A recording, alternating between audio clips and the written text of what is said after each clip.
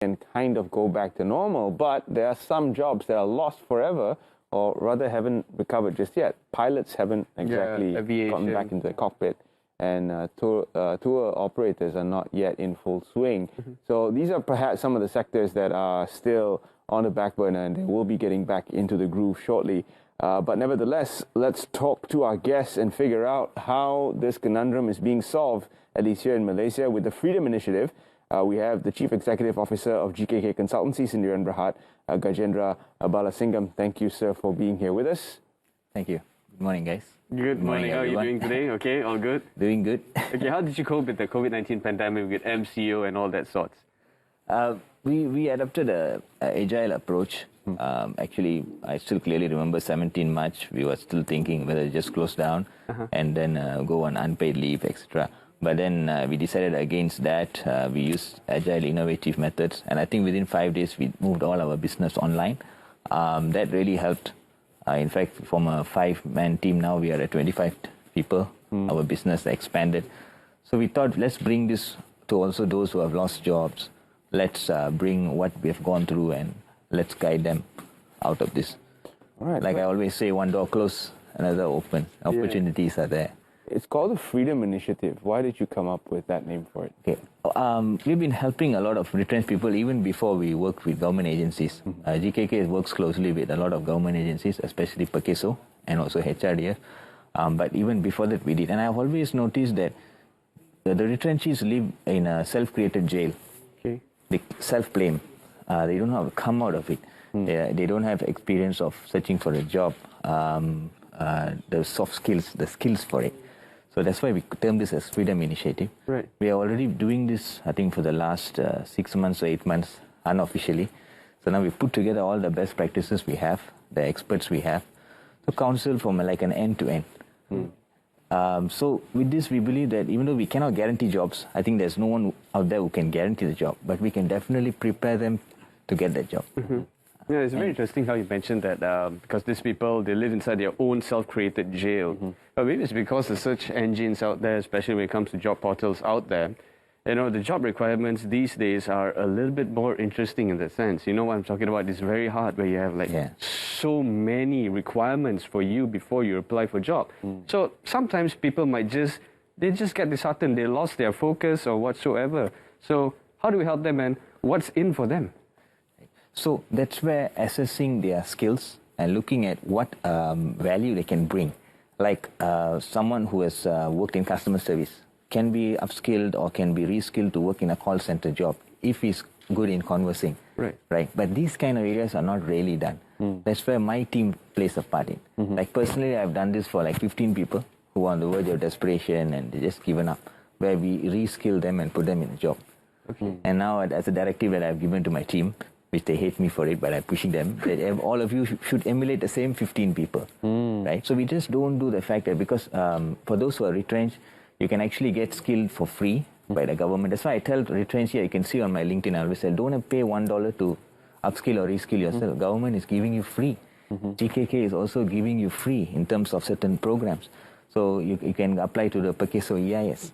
So you can reskill. But then if we can also guide them to see how we can place them. They can go into a new job, a new life. And I think it shouldn't stop at people who have lost their job. I mean, people who currently have a job should also be looking at this and thinking, you know, what if one day my kind of environment or my workplace is affected by this and I am put on the back burner, I have to take a break. I should be able to be agile enough to find a job elsewhere. And to do that, I need to go out and look for skills. Exactly. Not only does the government offer free courses, but also institutions of higher learning like Oxford, Cambridge. They were offering free certificate courses during the pandemic, and the take-up rate was very good everywhere else outside of Malaysia. So why is there this reluctance then to embrace reskilling and retraining? Good question. So basically, why is that? It's because currently people live in self-denial. Right. They're not aware or their mind is not open to these kind of things. Actually, if you look at it, if a person can upskill, they can go into a job where they can earn more, and they can sell online. For example, let's say a business person, they can, like us. If I would have thought, now I'll wait for face to face, today I think we would be extinct. right? So I think that awareness is not there. So that's why we also are putting together some kind of digital skills or leadership skill thinking mindset kind of sessions where it's webinars. Anybody can join that, and then it can open up your mind to looking into these kind of areas like design thinking, right? So you must understand that the threat is real. 3 years ago I said in 5 years AI will change a lot of industries, but now it's already cut by half. Right, everything is running at a faster pace, right? So change is imminent. So it's how we skill ourselves up, how we look at the environment, right, and be open to change. I think that's the most important. What is the new normal to you? The new normal is everything is digital. Okay. Human interaction, remote working is the way to go. Even though there's going to be open up, I'm sure a lot of organizations are going to adapt on remote working. And I think the new normal is your job is not safe. Oh man! So you have to be warned, everyone. Skilled. You have to get ready. You have to be agile and you're mentally prepared. And there are also areas where people are actually facing a burnout, like healthcare, where we saw recently how nurses and doctors were pushed against the wall, ICU beds were backed up, and a similar thing is happening around the world. In the US, nurses are leaving. They no longer want to practice the profession that they signed up for. So when you see opportunities in these areas, high skill is required to take up these job positions that are now available. Do you think the entry level to professions that require talent will be lower, looking at how there's a high demand for these talent? It could happen over some time, but right now I think where there is a requirement is very surprising. I think a lot of people don't know this, right? A lot of employers want to take Malaysians, but they don't have that particular skill that they want to. Right. So this has been our goal and mission for the last 10 years. Last time we used to go to institutions, agencies and talk to them. The last 2 years, agencies are coming and talking to us on how we can bridge this thing, right, in institutions. So we have to prepare them for it. Certain so skills. where is the skill gap? Is it in academia or is it? I think it's the entire environment itself. So academia, we can't just put the blame solely on academia because they are now trying to bridge the gap. I think COVID has shaken a lot of things, right? So it is a natural process. But it first starts off with the individual, right? So if they're not sure, they can always, you can look us up on GKKenable.com where we can guide and then tell them, okay, this is how you assess yourself. You can look at high skilling yourself up. Right. Okay. Yeah. So you mentioned about you having a team and you brought them together and, to work on this freedom initiative. Tell us about your team and how you spearhead towards this objective altogether. Thanks. So I realized that people who haven't done it before can't lead this kind of initiatives. Right. So I have people from big recruitment agencies who I've hired. I have people from education institutions, training companies. And I think we have put a special team of about 8 of them to put together a series of webinars, workshops, where people can attend for free. But of course, if it's retrenched or people who are seeking for a job, we don't charge for it. People who are working, then there will be some charges, right? And those who are retrenched, they, based on what they want to skill, they can actually get training for the certified programs for free from Pekiso through EIS programs, right? But certain times, maybe they were let go or they resigned out of depression. So we can't put them into that program. Then GKK would sponsor where it's possible, right? So the outcome we are seeing is we prepare you mentally and also from a skill level. But after that, I think that last mile, right? That last, what's that word? That job, right? Yeah. That is, we will help you, but they also have to give their effort. That 8th mile. You got to go that 8th mile. Yeah, so we will push you, we work with you, but that person also has to commit. Like recently, I placed a single mother of 3 kids. She was unemployed for 2 years. Okay. Finally managed, she also put a lot of effort, she got a job, and then within 2 months, she got a better job. Wow. Which is earning like 6,000 salary, so it's a dream job for her. Wow. So you see, once she breaks that barrier, she's able to go to the next level, right? I mean, that's the achievement that we all want. That's our mission, put these people back into the job. Are all your offices offering the same program? All the offices within your network, is everyone under the GKK family now focused on the Freedom Initiative? Yes. And in fact, I have a special meeting on Monday also. I'm going to pull them together and say this is the ultimatum. Like, we have to go this way. Because that's our mission. That's what we want. That's what was my vision when I started GKK 10 years ago. Right? It's not easy. I can foresee there's going to be a lot of challenges. Right. But I think we have to go to, and if we already test bedded, I've done it for 15 people personally, right?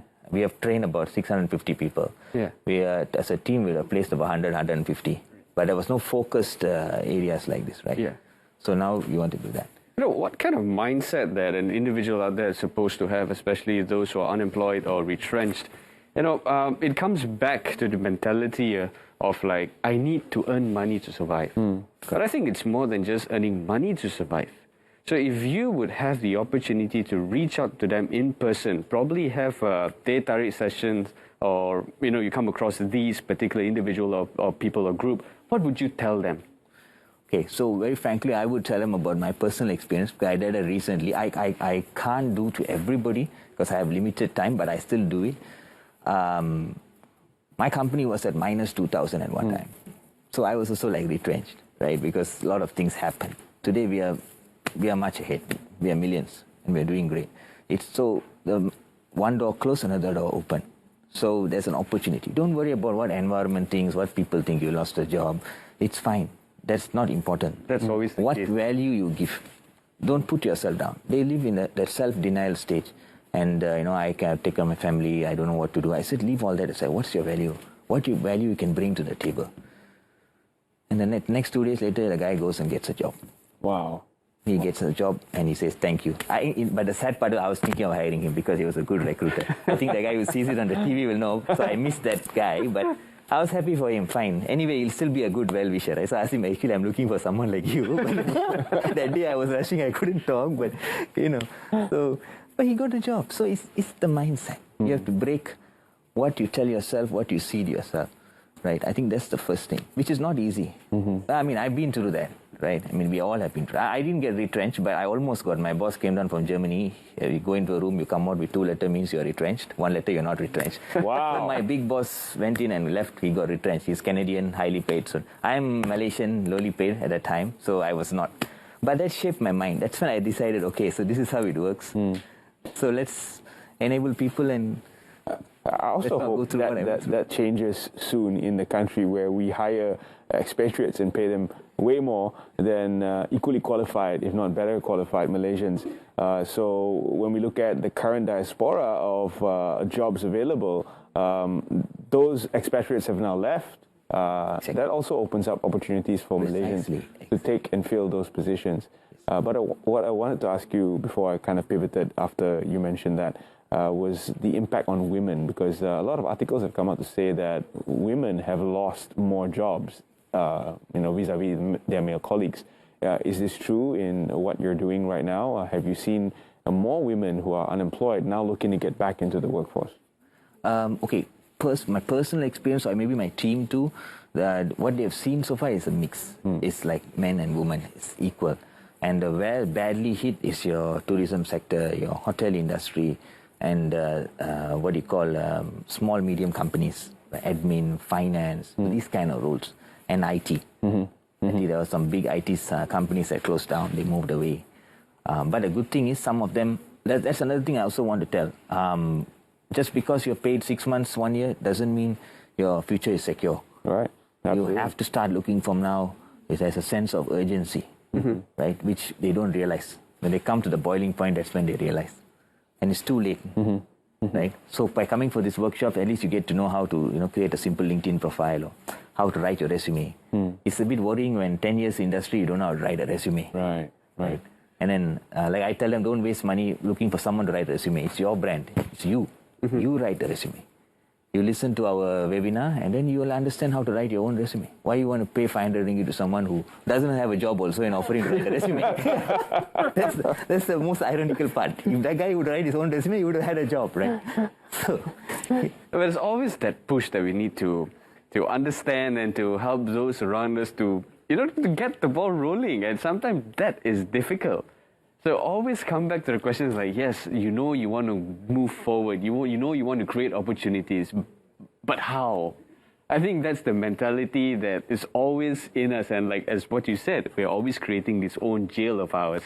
So very briefly, before we wrap things up, let the listeners out there, our audience, if they are unemployed or retrenched, advise them right now on how they can actually take that step to have that courage to just move forward. Right. So I think the main thing is what you tell yourself on a daily basis, right? Like I said earlier, one opportunity closes, another opportunity comes. That is very true in this digital age. Yeah. But that doesn't stop there. Start looking for the job, build your connections. Whatever you put out in the digital space, or even personally to anybody, no need to be negative. Right. Like this, my ex-boss retrenched me. I hate this company. Let that go. It's not going to help you, right? I mean, we have also been backstabbed by so many people. A lot of things happen, but there's no point thinking of that, right? So today we are much ahead. Same thing. GKK is much ahead. Similarly, that's my self-talk you put to yourself, and then take action after that. You can look us up at www.gkkenable.com. We can assist whoever retrenched we can, but we cannot guarantee a job. You guarantee the job for yourself, right? We guarantee we can handhold you, right? And upskill yourself. Like what I think Terrence and Brendan rightfully said, there's a lot of opportunities out there. It's how you upskill yourself. Oh, fantastic. Absolutely. And we're looking forward to seeing more and more Malaysians getting back into the workplace soon. Do you think meetings online are here to stay, or can we go back to coffee and grime now? It's nothing more effective than a face-to-face meeting. Yes, absolutely. But meeting online is here to stay. Remote working is here to stay. In fact, that opens more opportunities, because now you can be here and you can do work for a client in Vietnam or US or wherever it is. Right. So your opportunities for a job is higher. You can do gig economy. In fact, I know a guy who was retrenched airline pilot who's now teaching how to do workout, and he's earning about 20,000-30,000 a month. Oh. Gig economy, which I need to learn that. Then I also can no need to do this kind of thing. Just do online. Right. Yeah. So, to all of you out there, if you missed out on all this wonderful stuff that we just spoke about, be sure to check us out on Instagram to get that link and to help those who are in need, especially the unemployed or the retrenched. Thank you so much, Mr. Gajendra Balasingham, for being with us. Thank you so much. I think the world needed what you just shared. Yeah. And on that note, we're going to go to something a little bit difficult to do, a food review, which is done in the new norm setting, where our poor host did not even get to taste food.